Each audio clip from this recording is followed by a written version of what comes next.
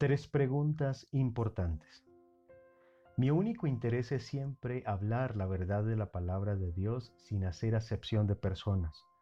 No busco agradar a los hombres, no trato de decir cosas populares ni llevar discípulos tras mí. Yo sé que predicar otro evangelio distinto al apostólico conduciría a mis oyentes a errores, y eso me condenaría. Con el apóstol Pablo digo las siguientes palabras: mas si aún nosotros o un ángel del cielo os anunciare otro evangelio diferente del que os hemos anunciado, sea anatema. Pues busco ahora el favor de los hombres o el de Dios, o trato de agradar a los hombres.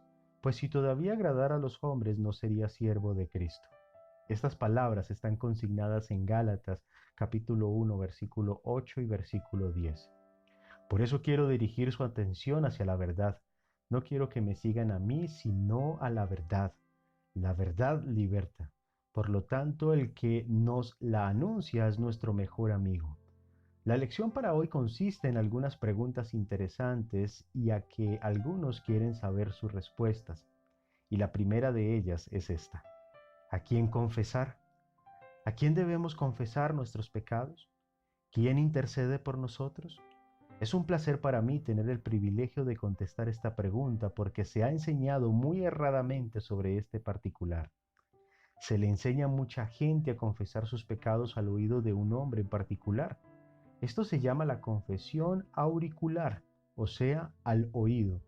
Se enseña que ciertos clérigos tienen la autoridad de perdonar o no los pecados.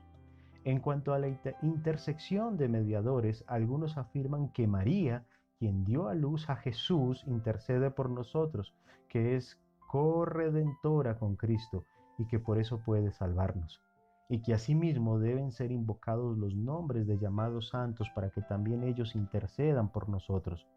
Pero pregunto, ¿qué enseña la Biblia sobre esto? En Hechos, el capítulo 8, hallamos un caso que nos ayuda en nuestra búsqueda por la verdad. Los apóstoles Pedro y Juan habían descendido a Samaria e impartieron el Espíritu Santo a los conversos samaritanos por medio de la imposición de sus manos. Simón el mago, que había sido convertido en cristiano, al ver que por la imposición de las manos se impartía el Espíritu Santo, ofreció dinero a los apóstoles diciendo: dadme también a mí este poder para que cualquiera a quien yo impusiere las manos reciba el Espíritu Santo. Pero vemos la respuesta del apóstol Pedro, quien le dice: tu dinero perezca contigo, porque has pensado que el don de Dios se obtiene con dinero. No tienes tu parte ni suerte en este asunto, porque tu corazón no es recto delante de Dios. Arrepiéntate pues de esta tu maldad y ruega a Dios si quizás te sea perdonado el pensamiento de tu corazón, porque en hiel de amargura y en prisión de maldad veo que estás. Aquí tenemos un caso sencillo de un cristiano que pecó. No se le mandó confesar sus pecados a los apóstoles presentes, mucho menos a un llamado sacerdote. El apóstol Pedro le mandó arrepentirse y pedir perdón a Dios. Solo Dios perdona. Perdona al cristiano cuando éste se arrepiente y le pide perdón en el nombre de nuestro Señor y Salvador Jesucristo. El apóstol Juan habla muy claramente sobre esto. Dice: hijitos míos, estas cosas os escribo para que no pequéis. Y si alguno hubiere pecado, abogado tenemos para con el Padre, a Jesucristo el justo. En la primera carta de Juan, en el capítulo 2, versículo 1, dice estas palabras. Dice el apóstol Pablo a Timoteo: porque hay un solo Dios y un solo mediador entre Dios y los hombres, Jesucristo hombre. En primera de Timoteo capítulo 2 versículo 5.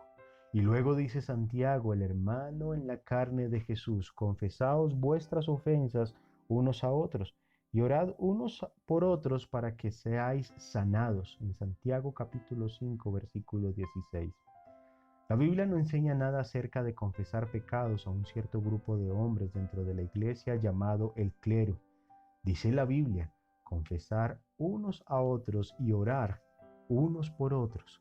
La Biblia no enseña nada acerca de pedir perdón a Dios por medio de la intersección de vírgenes o de llamados santos, sino que hay un mediador entre Dios y los hombres y que ese mediador es Jesucristo. No enseña nada acerca de penitencia, sino de la necesidad de arrepentirse. Hay gran diferencia. La Biblia no habla acerca de pecados veniales y mortales.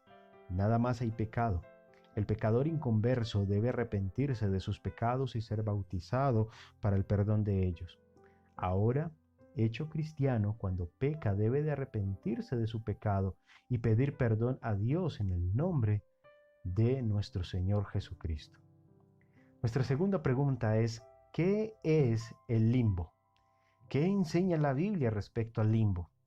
Esta pregunta es muy fácil de contestar. No enseña nada al respecto. El limbo es una invención humana. Limbo es el nombre dado a un supuesto lugar donde pasan la eternidad los niños que mueren no bautizados y antes de que pequen personalmente. Se afirma que en esta región o estado estos niños se encuentran alegres con alegría natural. Según esta doctrina no están sufriendo, pero tampoco conocen las glorias y los gozos del cielo. Uno busca en vano para hallar esta doctrina enseñada en las Escrituras, ni está inferida en ellas. Esta doctrina fue originada como consecuencia de otra doctrina falsa que la precedía. Es decir, cuando los hombres inventan un error, tienen que inventar u originar otro para respaldar al primero. Voy a aclarar. Primero vino la doctrina falsa de que los niños nacen pecadores. Es doctrina errónea, no es bíblica. Luego, creyendo que los niños nacen pecadores, los hombres vieron la necesidad de enseñar que los niños deben ser bautizados cuanto antes, para que no mueran pecadores. De esta idea falsa se originó la doctrina del bautismo de infantes. Enseguida, sabiendo los hombres que a veces el infante muere antes de poder ser bautizado, con rociamiento de agua que no es el bautismo bíblico, se preguntaban qué será de su alma. No puede ir al cielo, porque no le fue perdonado el pecado original con que nació. No debe ir al infierno porque no ha cometido ningún pecado personalmente. Así que decidieron que tiene que haber un lugar intermedio entre el cielo y el infierno, y a este le dieron el nombre de limbo. La verdad del caso es que el niño no nace pecador, no necesita el bautismo. Si muere, su alma retorna a Dios quien la dio y espera en el Hades con las demás almas, las buenas y las malas. Nada más que las buenas descansan mientras que las malas están en sufrimiento. Todas las almas en el Hades saldrán en el día final para el juicio final. La Biblia no enseña la doctrina de limbo como tampoco la de purgatorio. Amigos, dejen estas doctrinas humanas. Con razón dijo nuestro Señor Jesucristo, pues en vano me honran enseñando como doctrinas mandamientos de hombres. En el Evangelio de Mateo capítulo 15 versículo 9 dice estas palabras. Nuestra tercera pregunta es, ¿cuándo fue salvo Saulo? ¿Fue salvo Saulo de Tarso en el camino a Damasco? Muchas iglesias llamadas evangélicas o protestantes contestarían que sí, porque saben que Jesús apareció a Saulo en ese camino y que Saulo creyó que sí era el Cristo. Pero si Saulo fue salvo en ese momento, ¿por qué estuvo 3 días entristecido y sin comer y beber? Preguntó al Señor qué hacer y Jesús le mandó ir a Damasco, donde se le diría qué le convenía hacer. Obedeció Saulo y pasó 3 días en la ciudad, arrepentido en ayunos y oración. Jesús envió a un predicador para decirle qué hacer. Llegó Ananías, el predicador, y le dijo que se levantara y se bautizara para lavarse los pecados. Vemos que Saulo en ese momento, al oír a Ananías, estaba todavía en sus pecados, pero Saulo obedeció al ser bautizado y luego fue confortado. Fue salvo en Damasco y no 3 días antes en el camino a Damasco. Amigos, pueden enviarnos sus preguntas sobre la Biblia y juntos con Biblia abierta buscaremos las respuestas. Dicen las Escrituras, examinadlo todo, retened lo bueno, en Primera de Tesalonicenses capítulo 5 versículo 21.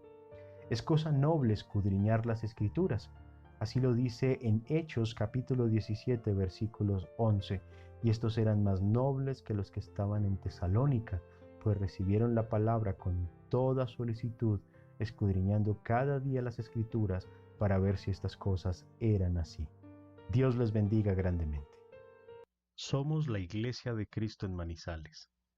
Estamos ubicados en la carrera 21, número 2612, esquina, en el piso número 2. Nuestro número de celular es 301-693-5900. 7159. Nuestro correo electrónico es iglesiadecristomanizales@gmail.com y también nuestra página web www.iglesiadecristomanizales.com.